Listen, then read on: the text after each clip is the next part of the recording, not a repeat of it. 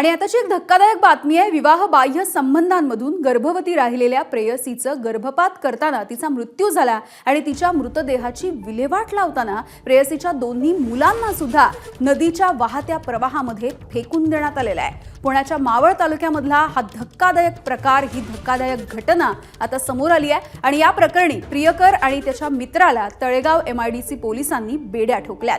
नराधम आरोपींना फासावरती लटकवा अशी मागणी या महिलेच्या नातेवाईकांनी केली आहे। दोन निष्पाप जीवांचा यामध्ये काय दोष होता असं म्हणत नातेवाईकांनी हंबरडा फोडलाय।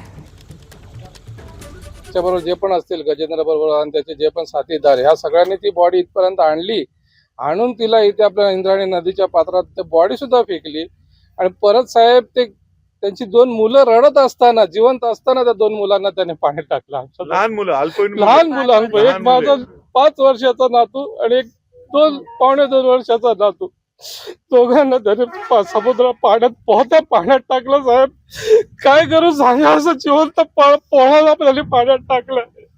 आमची एकच विनंती आहे की आम्हाला लवकरात लवकर नाव लिहायला माझ्या मुलीला आणि त्याच्या दोघांना लवकरात लवकर न्याय मिळावा। ABP माझा, उघडा डोळे बघा नीट।